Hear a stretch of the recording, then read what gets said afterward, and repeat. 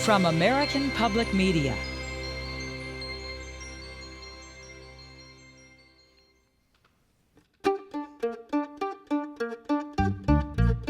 And we are live from here in our homes across America. Here's your host, Chris Thile. Ahoy! Let's hear it for our musical director, Mike Elizondo. Our live from heroes in the band tonight include Chris Eldridge on guitar and Brett Williams on keys. We'll also hear from Jeremy Kittle on the fiddle, Armand Hirsch on guitar, Gabriel Kahane on keys, Joey Warrenker on drums, Alex Hargraves on fiddle, Trevor Lawrence Jr. on drums, and Joey Dosick on sax and keys. Oh, do we ever have a wonderful show for you tonight. Our guests are Lady Midnight, Hawktail, Claire Coffey, Eve L. Ewing, Becca Stevens, Lulu Miller, The War and Treaty, and Rufus Wainwright. Live from here is supported by Progressive Insurance, protecting small businesses with specialized coverages for commercial vehicles. More at progressivecommercial.com. And by Sonos, presenting Arc, a smart soundbar for home theater and music streaming, available at sonos.com. Sonos, listen your way. This episode of Live From Here was recorded remotely from the safety of our homes. Live From Here is produced by American Public Media.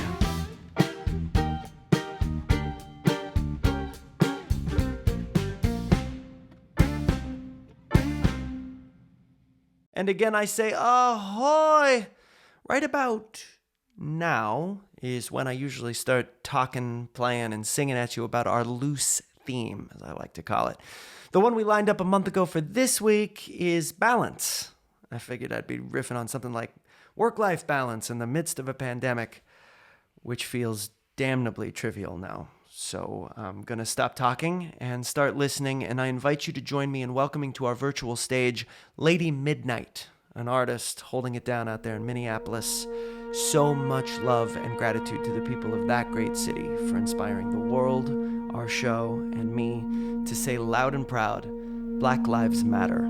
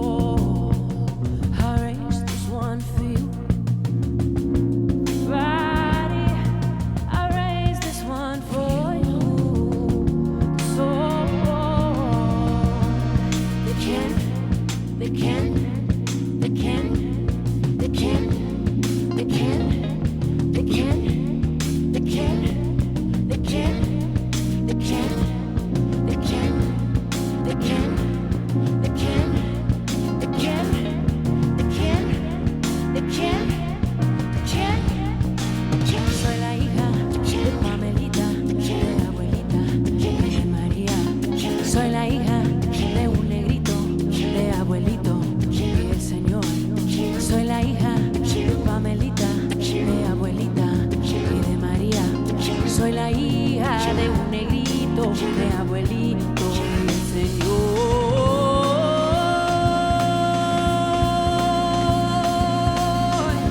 Ay de quién, ay de quién, ay de quién, ay de quién soy yo. Raise this one for you. Oh yeah, yeah.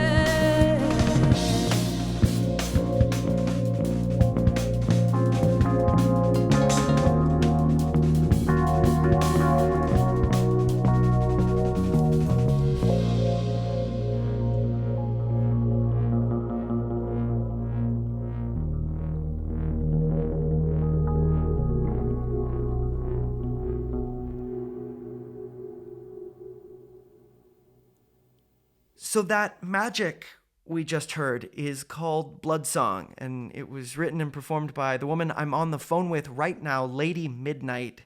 As I listen, I find those lyrics inseparable from the sounds I'm hearing. How was the process? Did it start in a notebook? Did it start with some of those sounds? So I wrote that song in homage to my family and to the roots and the places that I come from. I think it's very much about a vibrational tone to awaken sort of the deepest senses and parts of ourselves. And I do come from quite a mixture of nations and of people. And so I see that as sort of a force, a calling of a force, from all distant lands. Did you work on it with those musicians? How did it come to be? Bloodsong I initially made with the producer MMYYKK, Mike. Mm-hmm. He's a member of Astral Black, which is an incredibly important group here in Minneapolis. The sense of camaraderie is shining through every bar of music, every word. Reminded me of all the time I've gotten to spend in the Twin Cities and how tight-knit the musical community feels. I'd love to hear you talk about that community as a whole in the Twin Cities. I can't answer that question without addressing what's happening here in the Twin Cities and how I'm seeing Absolutely. Community form. We're in the midst of ground zero of a national civil rights movement, and I've seen community come together in such incredible ways that is so interwoven. One thing that I've always talked about with Minneapolis is that it's the land known for 10,000 lakes, but it's also the land of 10,000 communities times 10,000. There's so many people here. It's so rich. Specifically musically, I think that shows up with the ways in which we speak to each other. This place is really special, and it has an amazing vibration and ability to restore itself. But there's incredible injustices that are happening here too, and I've seen community come around and say that we're not going to let this happen, that we believe in life, all life, specifically Black life, and that's in the music itself. Are you starting to feel art welling up within you as you consider all of these things, or how does that even work? I've always had such an admiration for artists such as Nina Simone, Billie Holiday. These are artists who spoke to their time, specifically Nina Simone. I think that art is also an expression of pain, and it's an expression of trauma. And those are the correlations that I see happening right now within the space that we're experiencing. So much trauma, so much psychological trauma for so long. And so this is a moment to really reflect on voice. So much has been unheard. And so I believe that whatever comes from these expressions are voices that need to be heard. As soon as I heard that last song, I started digging deeper into your catalog and came across Ode to a Burning Building. So when I wrote that song, I initially wrote it from a place of personal experience on one level, but it is universally about pain that is pleading for recognition of its pain. I do want to say that the whole album, Death Before Morning, was created specifically to heal people, specifically to address wounds that are so deep within us. how to process grief and how to process anger and trauma.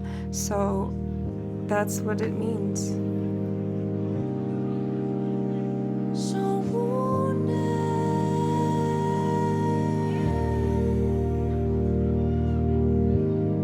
you hurt yourself.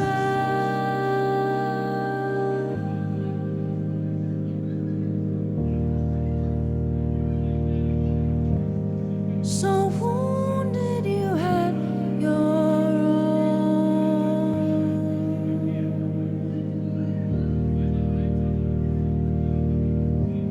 Started fire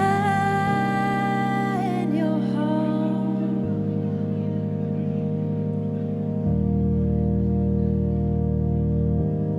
To watch it burn. To watch it burn, to watch it burn, baby, burn. And your walls crumble,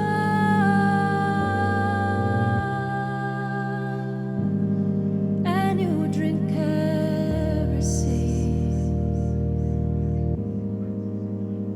And your stride stumbles, and you plead for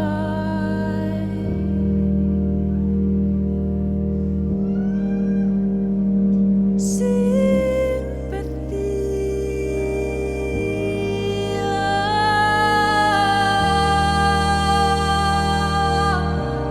Save me, save me, save me, watch me bleed.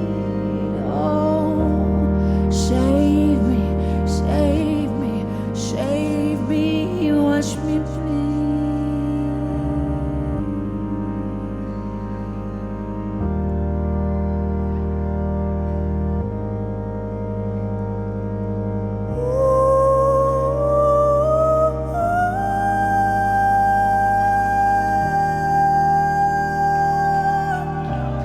Save me, save me.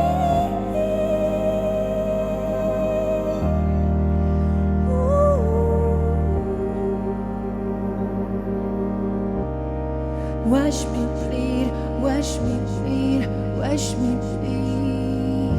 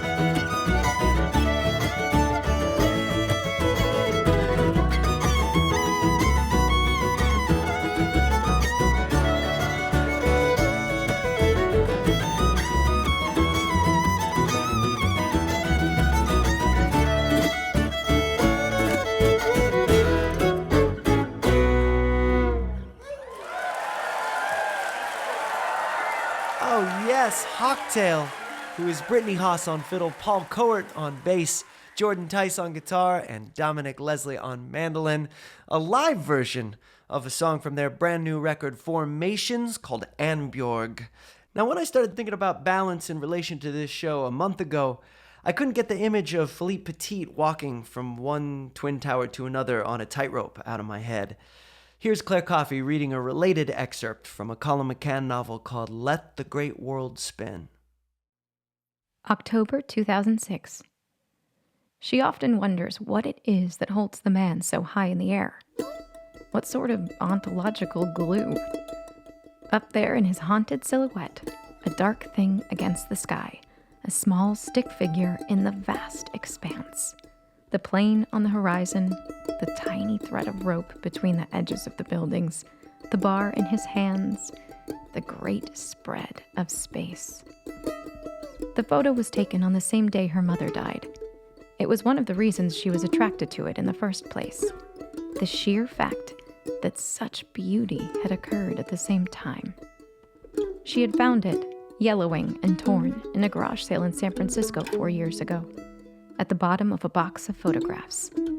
The world delivers its surprises. She bought it, got it framed, kept it with her as she went from hotel to hotel. A man high in the air while a plane disappears, it seems, into the edge of the building. One small scrap of history meeting a larger one, as if the walking man were somehow anticipating what would come later. The intrusion of time and history, the collision point of stories. We wait for the explosion, but it never occurs. The plane passes, the tightrope walker gets to the end of the wire. Things don't fall apart. It strikes her as an enduring moment, the man alone against scale, still capable of myth in the face of all other evidence. It has become one of her favorite possessions. Her suitcase would feel wrong without it, as if it were missing a latch. When she travels, she always tucks the photo in tissue paper along with the other mementos, a set of pearls, a lock of her sister's hair.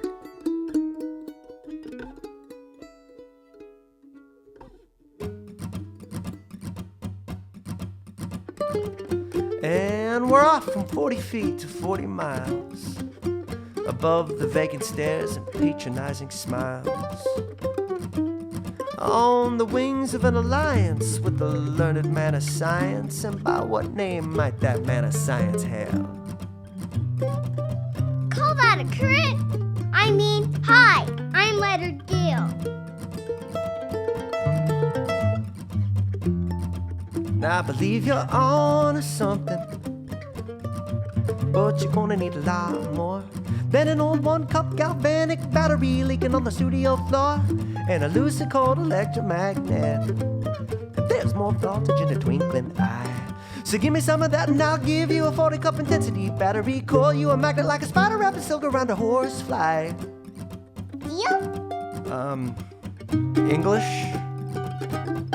Boy, you're gonna tire yourself right out pretending that you can write a happy ending to this story by yourself. 'Cause it's a long way across the wire, ain't no shame in falling, or just in being ashamed of calling for a friend to come and help. Yeah, it's a long way across the wire, and we all have bad days.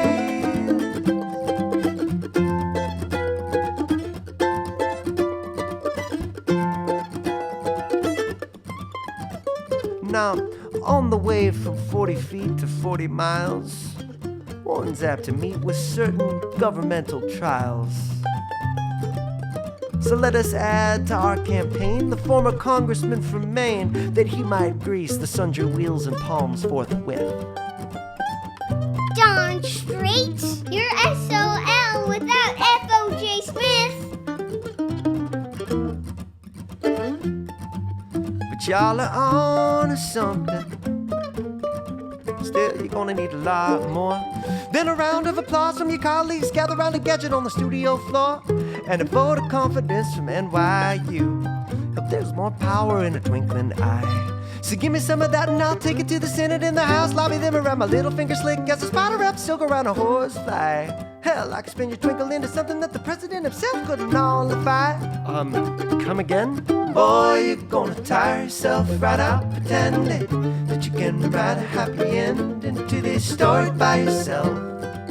'Cause it's a long way across the wire. Sometimes you'll need a shortcut, a way to lock the closet door, whatever. Friends are here to help.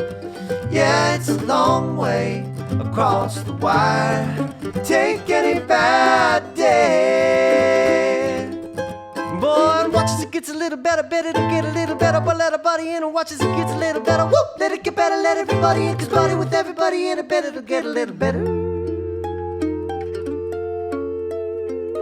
Here we come from 40 feet to 40 miles. We have the dream, we have the brains, we have the guile. Now if only we could lure in a real entrepreneur who values both money and friends equally highly.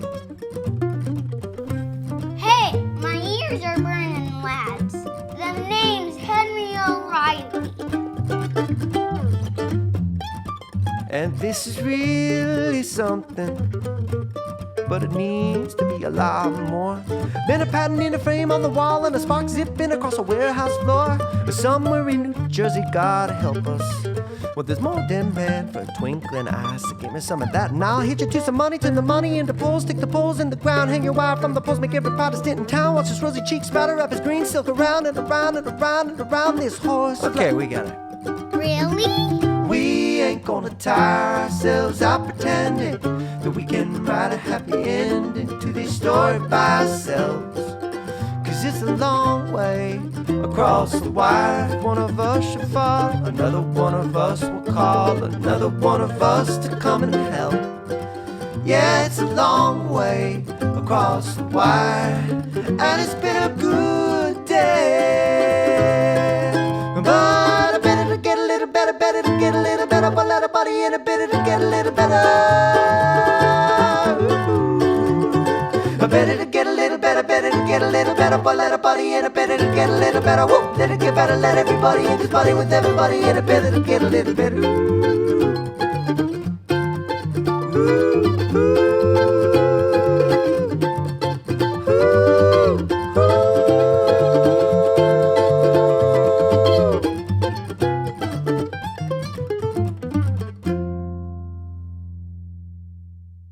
That's a song of mine called It's a Long Way Across the Wire, featuring Calvin Thile on spoken word.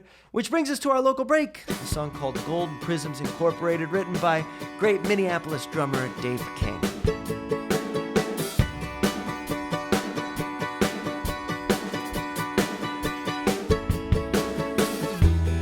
You're listening to Live from Here.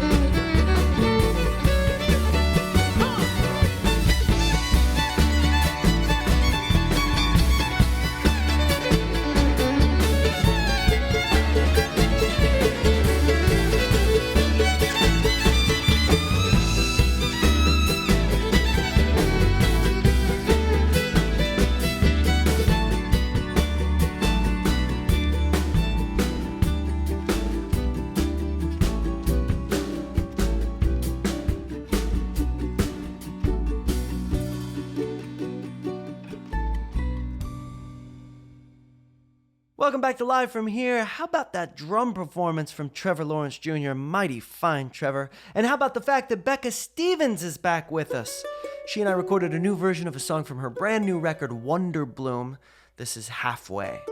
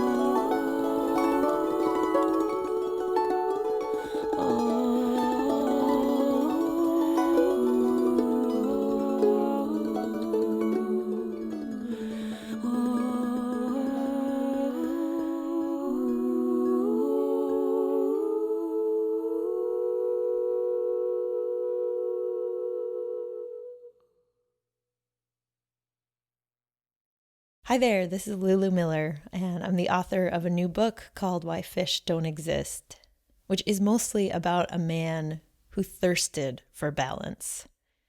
His name was David Starr Jordan, and he was a taxonomist, the kind of scientist who tries to bring order to the chaos of life. But his life was plagued by destruction. His first specimen collection was struck by lightning and burnt to the ground.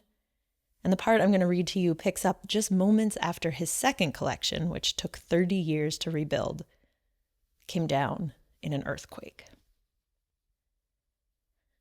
Imagine seeing 30 years of your life undone in one moment.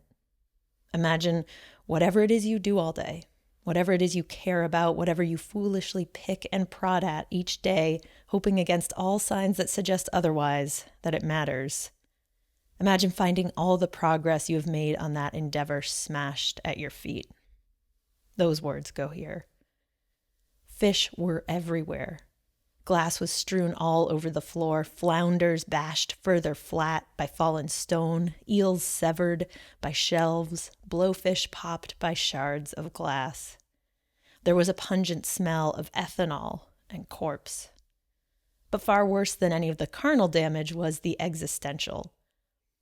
For those specimens left intact, hundreds of them, nearly 1,000, those meticulously placed name tags had been scattered at random all over the lab floor.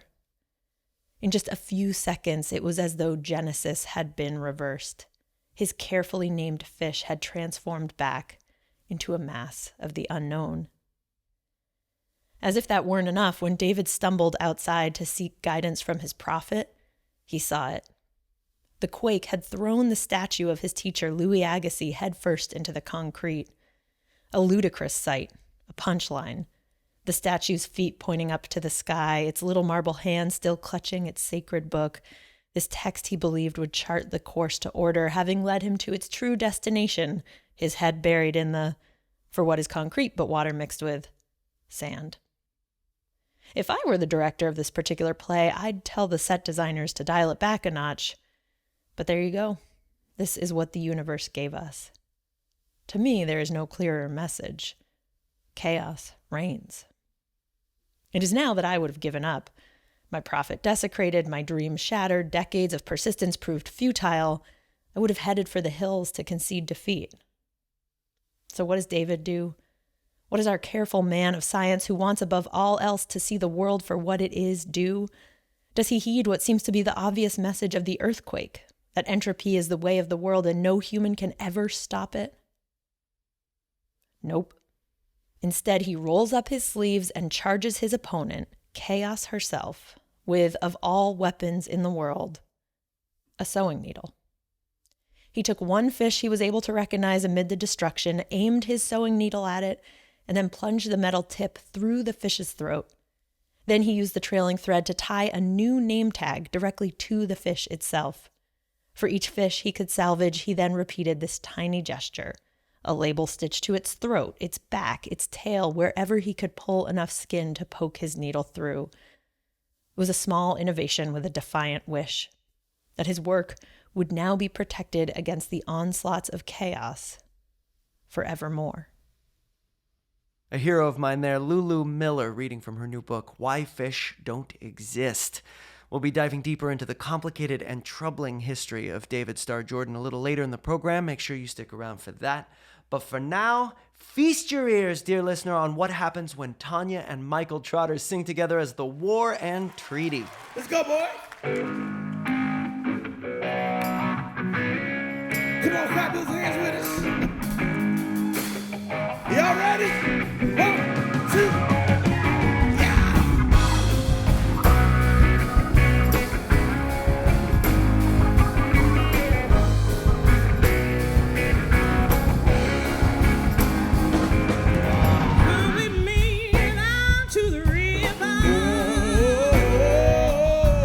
Let me drown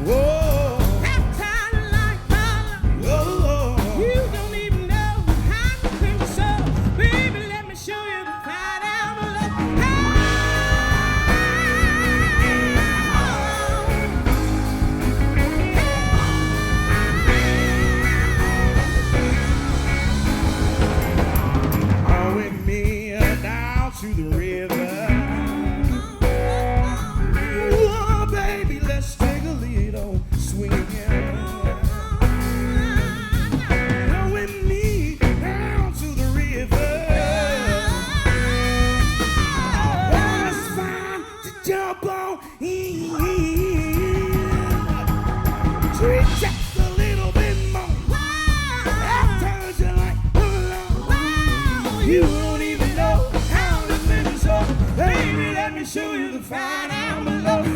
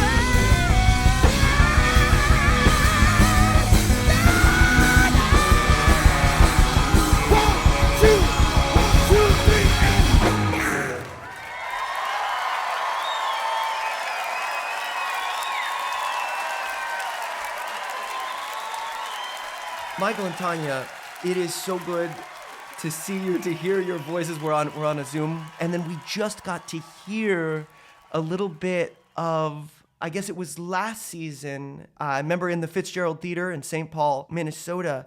That changed our radio show. That performance, hearing your music that day, and feeling the way that you delivered it, and the warmth and conviction. There's this revival aspect, and so I'm just curious, as revival leaders, as people who can elicit this reaction in an audience, how do you feel right now? You're at home, you're not on the road. I know you have new music coming. I'm going to tell you exactly how we feel. The first thing I will say on behalf of the War and Treaty, we are a regurgitation of everything that we've ever ingested, whether it be Ray Charles, Mahalia Jackson, Dolly Parton, Johnny Cash, Yo-Yo Ma, or you. I echo what he says. I mean, the way you put your entire being into your art, that right there is revival. It revives us. So I echo what Michael says. Oh, wow. Well, thank you. Are you making music together now? We do have a record that we had planned to release, and we still have the plans of that. However, we see it differently now. We see that all these things will be, all these songs that we have, all these lyrics and these melodies that we're coming up with, it will be a part of a great soundtrack to this movie that we're watching unfold in front of our eyes. How is this moment affecting your music making? It's amazing because we're listening. We're listening just like you. We're listening to the sounds of our country. We're listening to the music in the cries. We're listening to the music of the black man and the white man and the black woman and the white woman. And we are finding the common song in all of this. The common song is hear me, understand me. And then we look at each other and we're like, okay, so where's the melody in that? Yeah. That's what we're doing right now. And that's the honest to God truth. I mean, we've been doing that same thing for a long time. Yeah. Ty and I were seeking out opportunities to unite. I can't wait to hear these new songs, and I can't wait to have you back on this radio show. We're honored, especially in this day and age, to share with you as a brother. We might not look like each other with our skin tone, but we definitely reflect each other with our art. This is our contribution to history.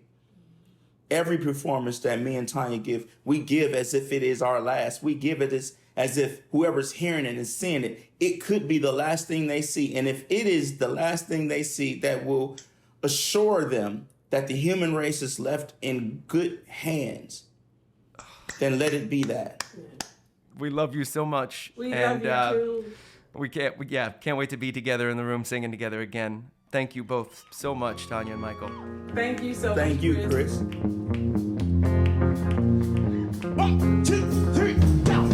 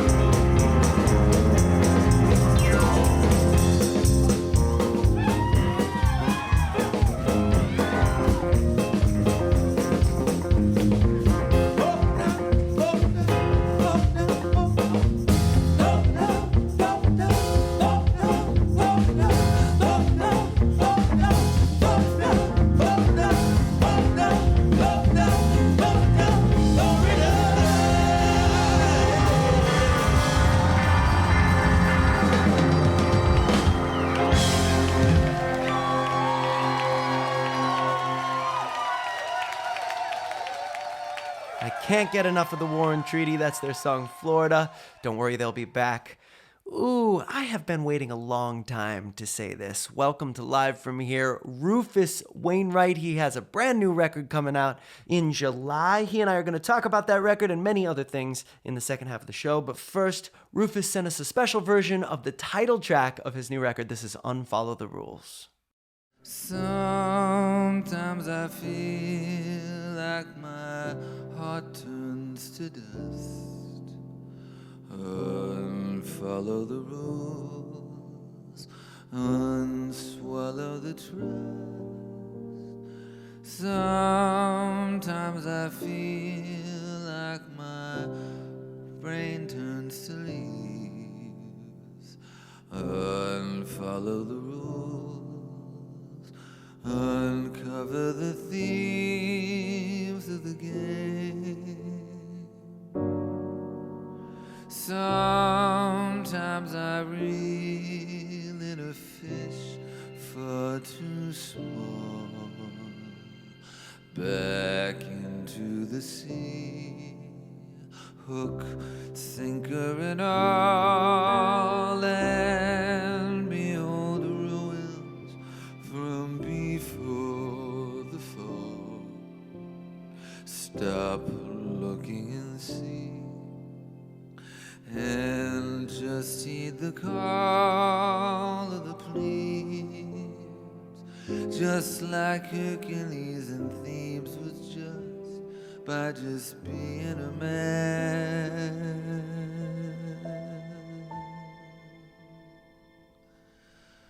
But I'm no Hercules,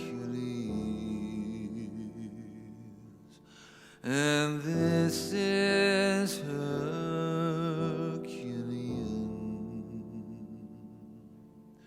Tomorrow I will just be feeling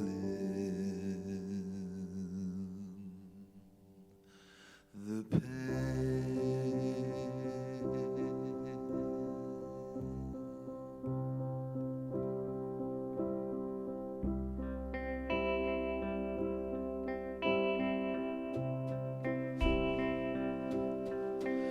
Don't give me what I want, just give me what I'm needing.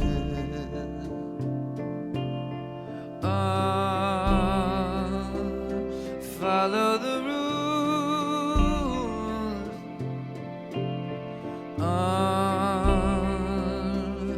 follow the path to the seating. I'll never know,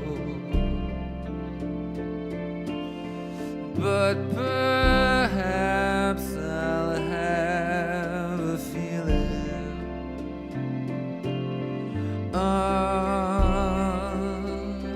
Follow the rules,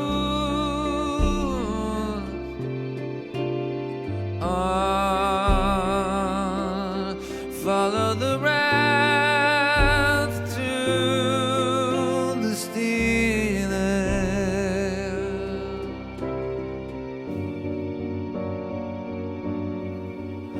But I'm no Hercules,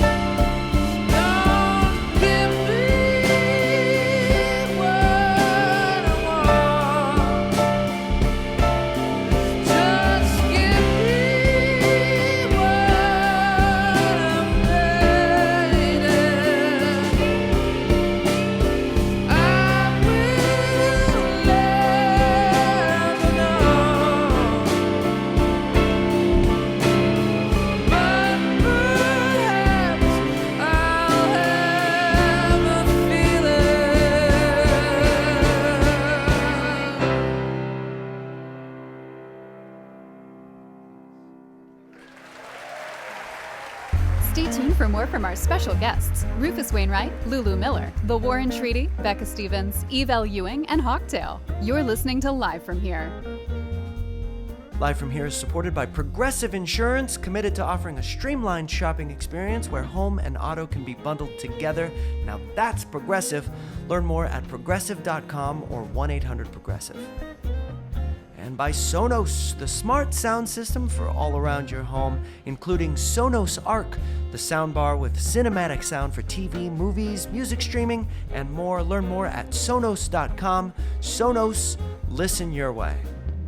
Just so you know, each time we bring you a new remotely recorded show, we'll be hosting a Saturday evening live chat online. It's a great chance to meet some of your fellow listeners and hear from our musicians, performers, and staff. I might drop by. Just head to livefromhere.org or our YouTube channel during new shows to join in. There's a lot more we'd like to share over at livefromhere.org. Hours of performances, including entire episodes, video clips of your favorite artists, and curated YouTube playlists. Sign up for our newsletter, maybe treat yourself to some merch. All that and more at livefromhere.org. Live From Here is produced by American Public Media.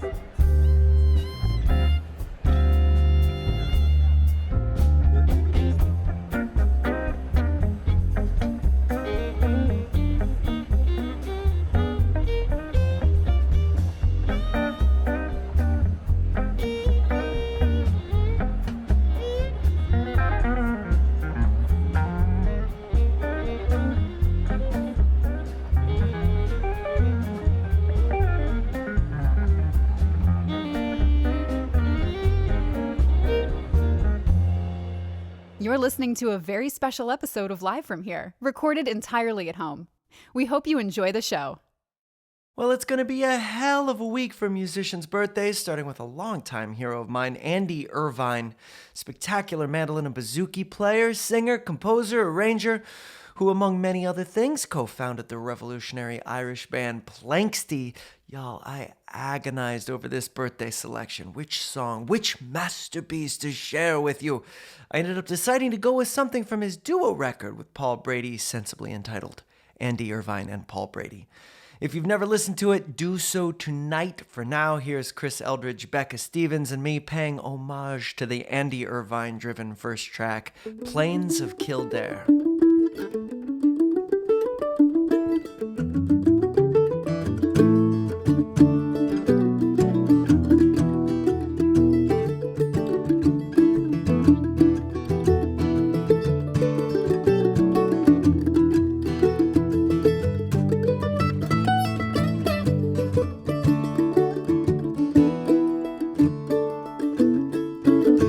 Come all you bold sportsmen and listen to my story. It's about noble Stewball, that gallant racing pony. Arthur Marble was the man that first brought Stewball here. Fought a run with Miss Greasel on the plains of Kildare. Oh, the fame of his actions we've heard of before, but now he is challenged by young Mrs. Gore for a run with Miss Greasel, that handsome grey mare, for 10,000 gold guineas on the plains of Kildare. And the cattle they were brought out with saddle saddle, whip, and bridle. And the gentlemen did shout at the sight of the gallant riders, and we win the cattle just as they came there. Oh, they all laid their money on the Monaghan grey mare. And the order it was given, and away they did fly. Snowball like an arrow, the grey mare passed by. And if you'd have been there for to see them going round, you'd have thought to your heart their feet ne'er touched the ground. And when at last they came to halfway round the course, Snowball and his rider began to discourse. Says Snowball to the rider, can you tell to me how far is that grey mare this moment from me? Says the rider to Snowball, you run in great style. You're ahead of the grey mare almost half a mile. And if you keep your running, I've found, I swear, that you never will be beaten by the Monaghan grey mare.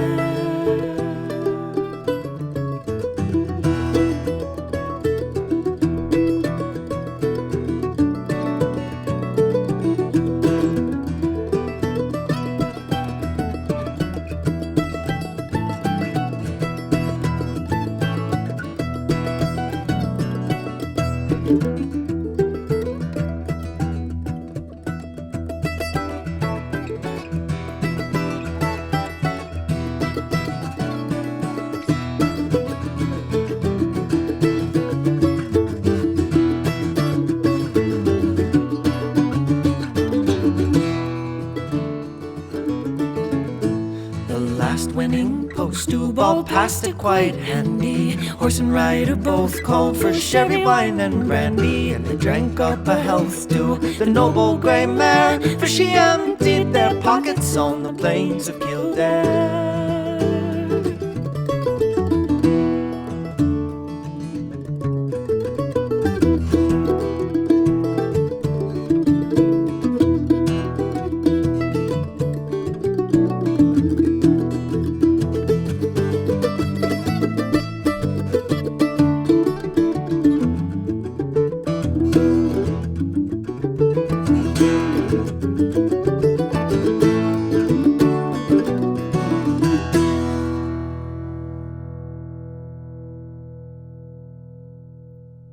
That's Chris Eldridge, Becca Stevens, and myself wishing Andy Irvine a happy birthday.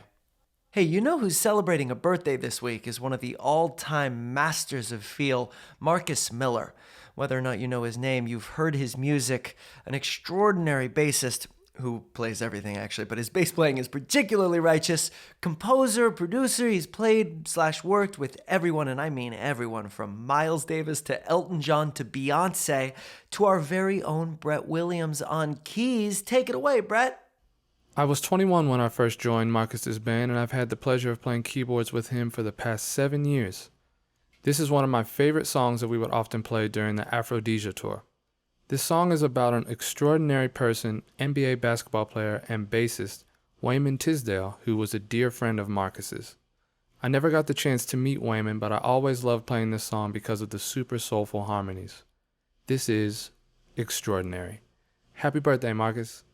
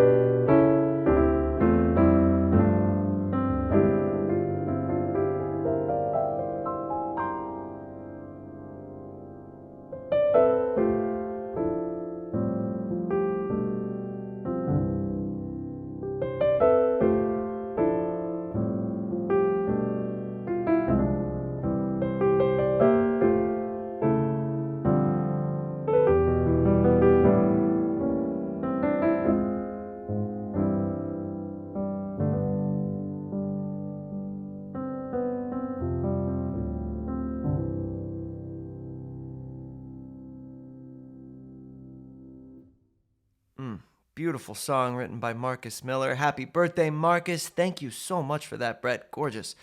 And we'll polish off this birthday segment with the fact that it is our very own Becca Stevens' birthday week, and the rules clearly state if you are on live from here during your birthday week, you get to perform whatever you want during the birthday segment. But check this out. It is also the birthday week of the woman responsible for Becca's selection, which is a first. I was up late working on the show the other night and sent Becca a text asking if she'd be up for doing a little intro about said woman, who is Paula Abdul, saying, "Didn't you have Paula Abdul on your pocket rocker?" She immediately sent me back this exact voice memo. And just for the record, Amy Grant I had on the pocket rocker. Paula Abdul, though, was like a serious favorite around the house. My sister and I would choreograph dance routines, both indoors and outdoors, and on the swing set to Paula Abdul songs like every day for years. It was too bad this isn't videoed, because I could definitely do some of those dance moves. Maybe I'll send just you a video so you can see what my Paula Abdul dance moves looked like, because I remember them. Also, I'm wearing a mouth guard, so I probably shouldn't have done this voice memo because I'm totally lisping. Becca also sent this, which is all her except for some ill-advised mandolin. Becca, you're a marvel. Happy birthday.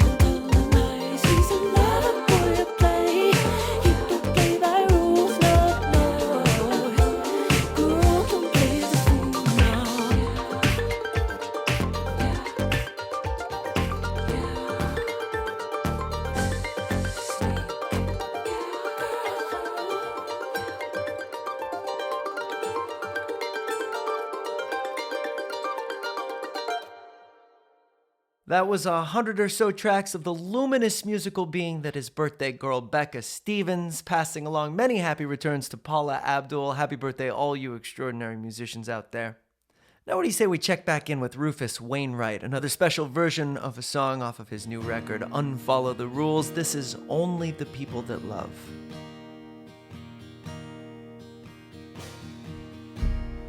Only the people that love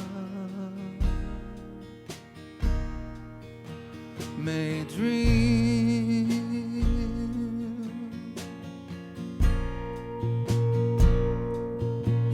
and the world knows the silent scream.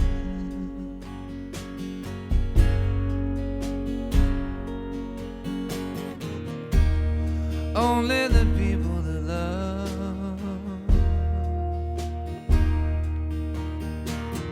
mean God will love me, 'cause love me, go on and do it. Love means go ahead and do it. Love means go on and say it. Love means go ahead and say it.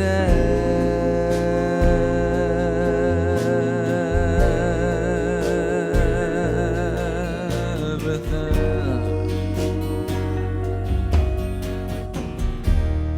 Only the people that love may cry,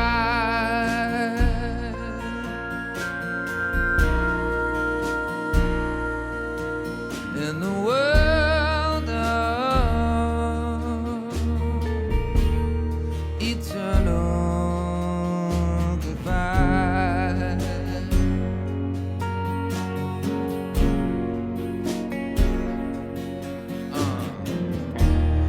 Everyone else ought to just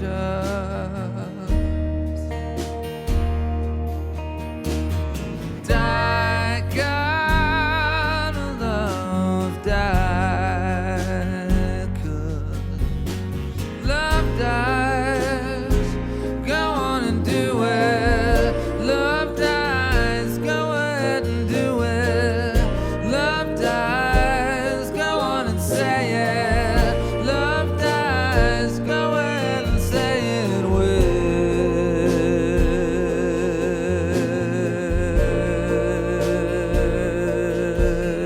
your eyes.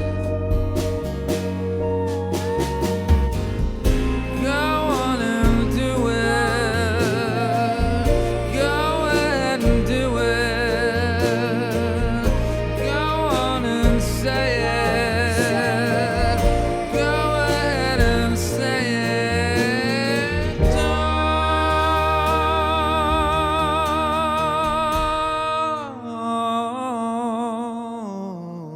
Don't be shy.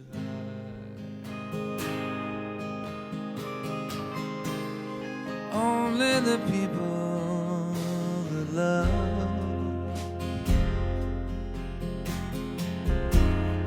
only the people that love,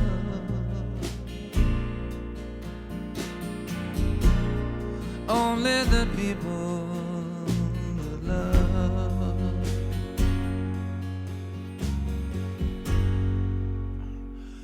may fly,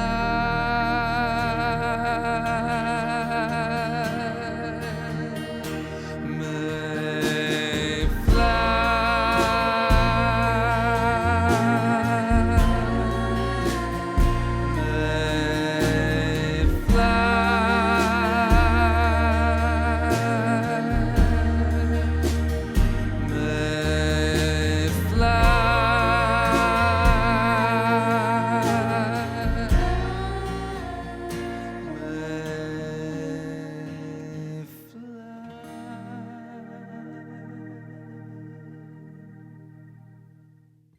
Rufus, so good to talk to you. So good to hear your voice, and I'm so excited about this new record. I want to start with the title. Seems like a good place to start, which is Amazing. Unfollow the Rules. Where did the title come from? I robbed it from my child, actually. My daughter, we have a 9-year-old daughter named Viva, and she's very precocious and very involved in sort of my creative life, in the sense that I've already written, I think, 3 songs about her. Anyways, but one day she just walked in, and this is several years ago now, but she kind of emphatically stated to the room that day that she wanted to unfollow the rules, and then dramatically left the room, and I just knew that I had a nugget of something. I didn't think it would be an album necessarily, but I knew it would at least be a lyric of a song, and I kind of worked with that, and then it became the title of the song, and then it became the title of the record. I've read a couple different places that you look at this record, Unfollow the Rules, as kind of a bookend with your eponymous debut, hugely influential eponymous debut. Yeah. What differences do you observe between Rufus then and Rufus now? Oh, God. I mean, there's several, and then there's none. Fundamentally, I haven't changed much. I mean, I still, when I started out in LA years ago, I really chose to stick to my guns, really search for a unique sound. It was like a strange kind of animalistic tendency that I think, my mother kind of imbued in me. And I still think I've maintained that sensibility. But one thing that has changed a lot, though, and I think quite dramatically, is my voice. I was pretty uncontrolled at the outset, and that's fine. I mean, there was something to that, and I don't regret that at all. I'm a big opera fan, and I've had the opportunity to work with a lot of opera singers, and I highly recommend that to any singer, to kind of go to another kind of form of music and really test yourself. 2 things that you've brought up over the course of this talk so far I wanted to get back to. So the opera influence in your life, but then also you briefly talked about your mother, Kate McGarrigle, who is a tremendous hero of anyone who has touched folk music.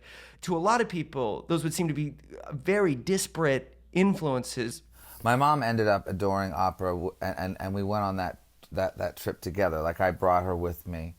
But initially, it totally went against everything that she stood for. I was brought up in a folk family because my dad also, Loudon Wainwright, is a big folk artist, and that was where I kind of was able to spring from, which was fantastic. And then when I got opera, it was a bit of my rebellion from I'm leaving the cabin and going to the palace, Right. And then, but then oddly enough, I am finding now in my 40s. I think I owe everything to folk music in a lot of ways. You have written actual operas. Yeah, I mean, that's a big part of my life now, writing operas. I think mainly because once you get into the opera world, or you're writing a drama, you have to kind of negate yourself a little bit. You have to do what's best for the characters, what's best for somebody else's voice, or what makes sense harmonically, It's a great opportunity to kind of be collaborative and lose a little bit of your own maniacal obsessiveness. But of course, in the end, maintain it dramatically when, you put down your name. Right. Opera by Rufus Wainwright. It's a big feat, to finally do that. It's kind of like the most egotistical thing to do and the least at the same time.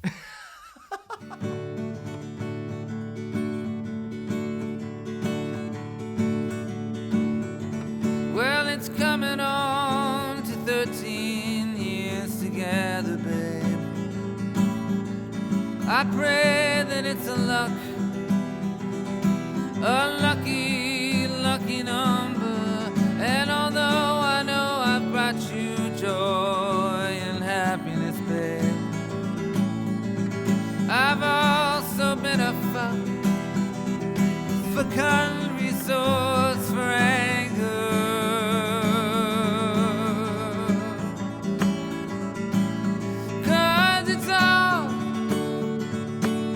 Part of the game, yeah. Yeah, it's all a part of the symphony. And I pray that your face is the last I see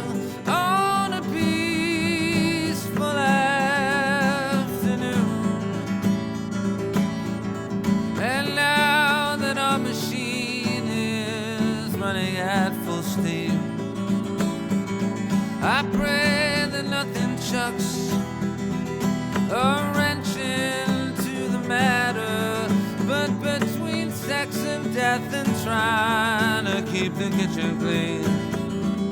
Remember wild roses bloom, best in ruins forever after. 'Cause it's all a part of the game, yeah. Yeah, it's all a part of the symphony. And I pray that your face is the last I say on a peaceful afternoon. And just in case you go before me, rest assured that of this I can guarantee that my face is the last you'll see on a peaceful afternoon. Leaving the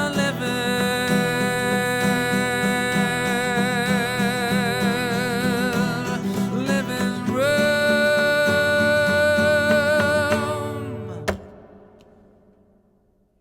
Yes, Rufus Wainwright on Live From Here.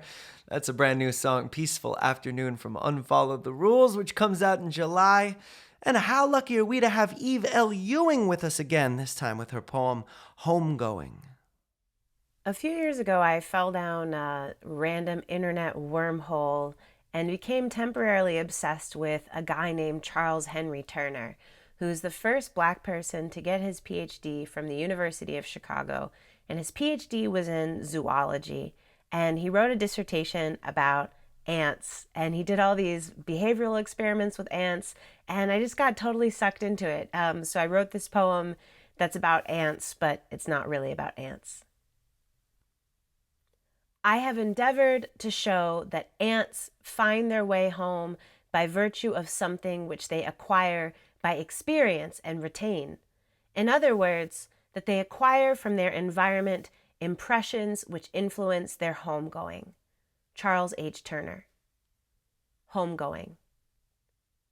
Sprawled on my belly on the hot sidewalk in front of the house on Fletcher that would later become the old house after the old house which became the old house, when the others were jumping fences or climbing over rotted out cars or putting on lip liner, I let my elbows get ashy and scraped on the cracked cement, considering the ants, the business of the mighty and unimportant, small black bodies armored by God. Up and down the creases of my palm, tiny and determined travelers. Ants carry their dead without ceremony. An ant is stronger than it looks. An ant can be replaced. Some ants can fly. Ants invented queens. An ant does not steal. An ant takes back what you...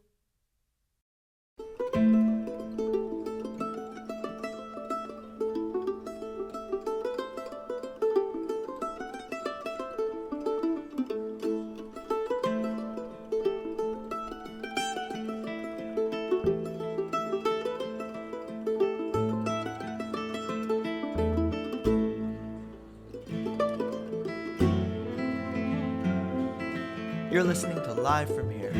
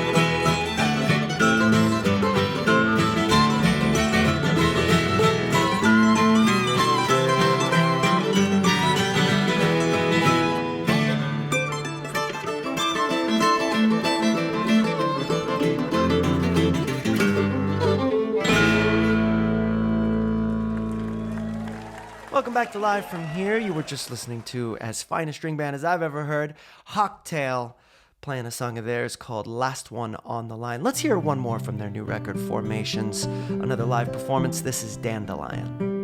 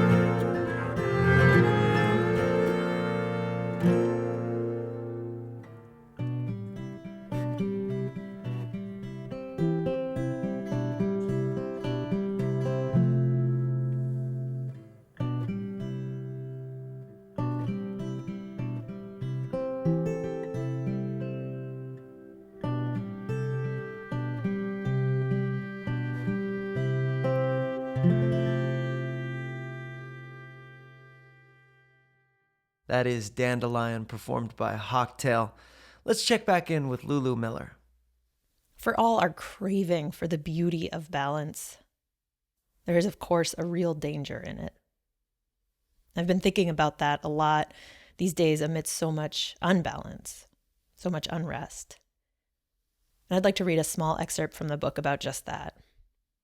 To set it up, the protagonist of the book, this scientist, David Starr Jordan, his belief in a natural hierarchy among animals eventually led him to believe in a natural hierarchy among humans. He became one of our country's earliest and loudest eugenicists and helped to pass policies that allowed for the sterilization of people he considered lower than him, people who were poorer than him or had disabilities or run-ins with the law. And of course, over time, all kinds of people were protesting him. Activists, politicians, scientists, louder and louder. And that's where I'll pick up my reading. But perhaps the most damning argument to the idea of a natural order in nature came from nature herself. Had David followed his own advice to look to nature for truth, he would have seen it, this squawking, gurgling, screeching mound of counter-evidence. When you actually run the numbers, it's nearly impossible to sort creatures into a single hierarchy with humans at the top. We don't have the biggest brain or the best memory. We're not the fastest or the strongest or the most prolific. We're not the only ones that mate for life, that show altruism, use tools, language. We don't have the most copies of genes in circulation. We aren't even the newest creation on the block. This was what Darwin was trying so hard to get his readers to see. There is no ladder. Natura non facit saltum, Darwin cries in his scientist tongue. There are no jumps. The rungs we see among creatures are figments of our imaginations, more about convenience than truth. Consider for just one moment the root of the word order. It comes from the Latin ordinum to describe a row of threads sitting neatly in a loom. In time, it was extended as a metaphor to describe the way that people sit neatly under the rule of a king or chief or president. It was only applied to nature in the 1700s under the assumption, a human fabrication, a superimposition, a guess, that there is an orderly set of ranks to find there. Slow dawning for me, a scientist's daughter, a privileged white girl. But I've come to understand that perhaps the best use of our time on Earth is to tear down this order, to keep tugging at it, trying to unravel it and set free the organisms trapped underneath.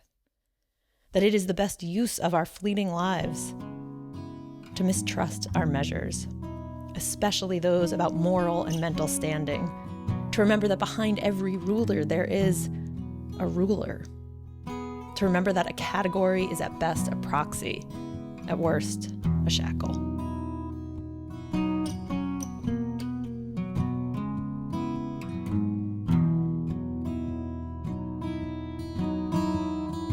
Hey Ma, I got a new job, keeping me happy, fighting for the rights of the ones who need it the most. It's what I always wanted to do. Finally living by the words I learned from you. That we've got nothing without love and one another.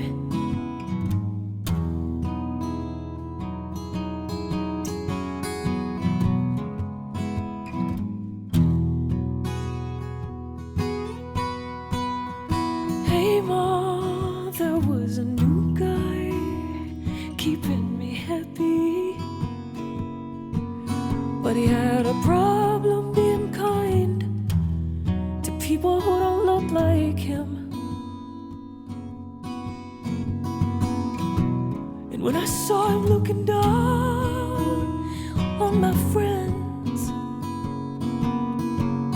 I said, you love me if you can't love them. And we've got nothing without love. So I let him go. We've got nothing without love.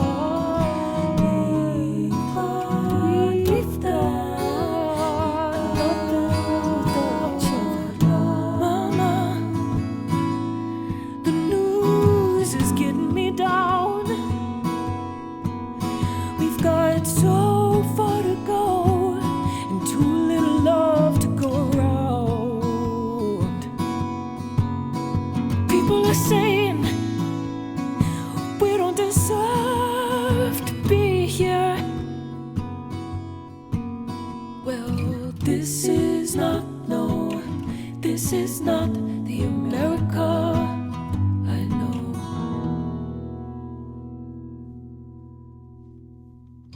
So, Ma, we're gonna stand strong tomorrow,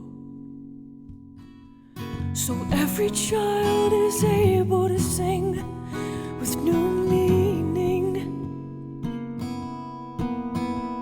of peace and love and liberty. Their home is everlasting till we let freedom ring. And we've got nothing without each other. Hey, Ma, I wish you could see the streets today. Oh, we could cover so much ground when we hold each other up along the way. Everyone is proud to be here, 'cause liberty for you and me is the America we know.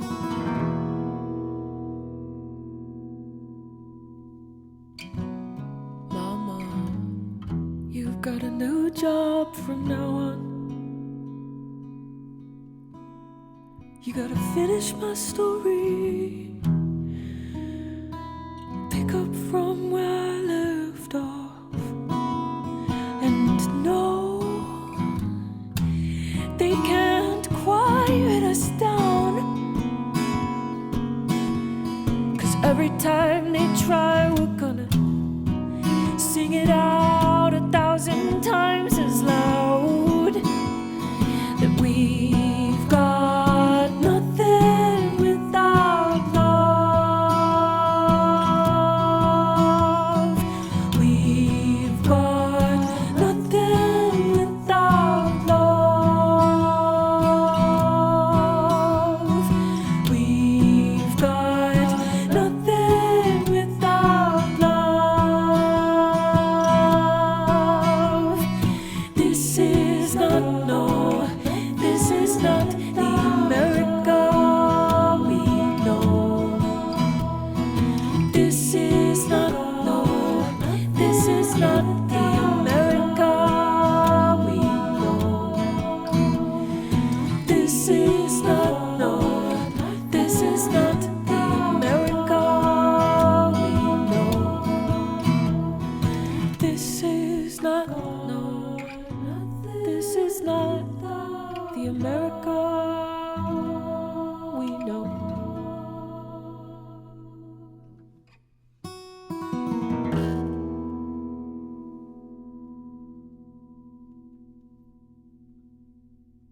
That's Becca Stevens with a song called Heather's Letters to Her Mother. Well, we have one more song for you. Thank you so much for tuning in, spending this time with us. Before we say goodbye, though, let's hear one more from the War and Treaty. This is Want to Get Out of Here?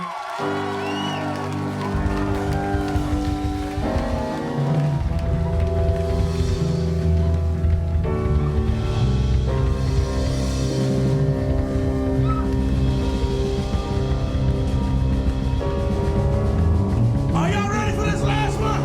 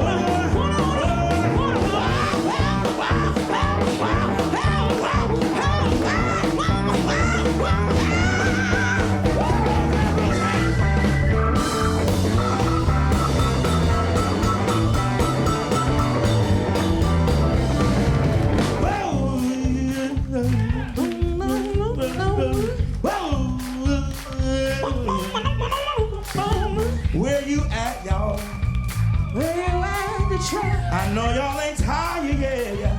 Y'all not tired. When the saint go marching in, when the saint go marching in, well, I wanna be in that number. Oh, yeah. When the saints go marching in, when the saints go marching in, when the saints go marching in, well, I wanna be in that number. Oh, yes, I do. When the saints go, let me know.